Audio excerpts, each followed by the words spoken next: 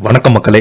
இந்த வீடியோவில் நம்ம ஒரு சீரியல் நடிகையுடைய கோடிக்கணக்கான சொத்தை பற்றி தான் நம்ம இந்த வீடியோவில் பார்க்க போகிறோம். 6 தலைமுறைகளுக்கு உட்கார்ந்து சாப்பிடலாம். இந்த சீரியல் நடிகைக்கு இத்தனை கோடி சொத்தா? யார் இவங்களை பற்றி நம்ம இந்த வீடியோவில் விரிவாக பார்த்து தெரிஞ்சுக்கலாம். அதுக்கு முன்னாடி முறையாக நம்ம சேனலை ஃபஸ்ட் டைம் பார்க்குறீங்கன்னா சப்ஸ்கிரைப் பண்ணாதவங்கெல்லாம் சப்ஸ்கிரைப் பண்ணிக்கோங்க. பெல் பட்டன் சிம்பல் அமைக்கி நம்ம சேனலோட நோட்டிஃபிகேஷனை எனபிள் பண்ணிக்கோங்க.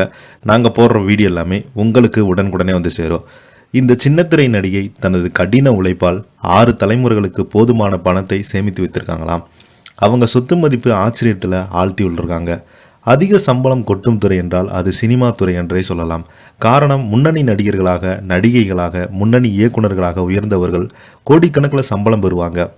அதே சமயம் சிலருக்கு பார்த்தீங்கன்னா சொற்ப பணமும் கிடைக்கிறது. சினிமா என்பதை ஹிட்டுகளை சார்ந்து அமைகிறது. அப்படி கோடிக்கணக்கில் சம்பாதித்தவங்க கண்மூடித்தனமாக செலவு செய்து இழந்து நிற்பது அதிகமாக நம்ம காண்பது உண்டு.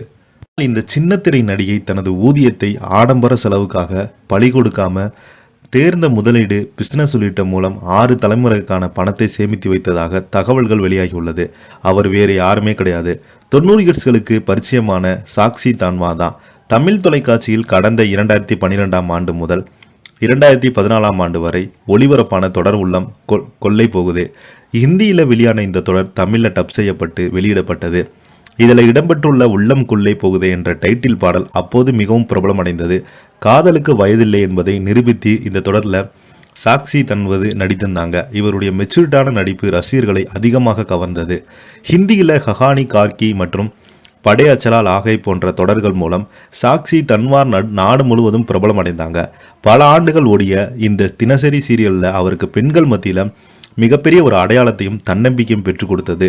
சாக்சியுடன் நடித்த சக நடிகர் ராம் கபூர் கூற்றுப்படியே அவங்க 6 தலைமுறைகளுக்கு போதுமான பணத்தை சம்பாதித்து சேமித்து வைத்திருக்கிறாங்களாம்.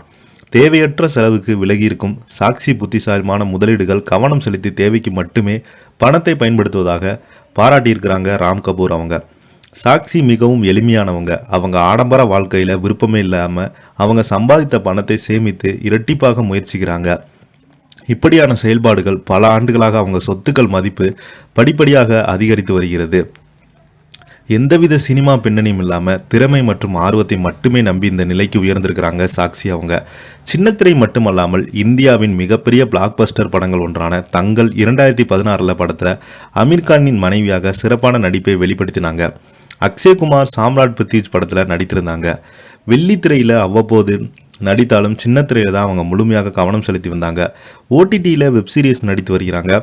சாக்சி தன்வாரின் சொத்து மதிப்பு 50 கோடியாக இருக்கும் என சொல்லப்படுகிறது. இதை பற்றி நீங்கள் என்ன நினைக்கிறீங்க? கீழே உள்ள கமெண்ட் பாக்ஸில் மறக்காமல் பதிவிடுங்க. இந்த வீடியோ உங்களுக்கு பிடிச்சிருந்தா லைக் பண்ணுங்கள், ஷேர் பண்ணுங்கள், கமெண்ட் பண்ணுங்கள். நன்றி, வணக்கம்.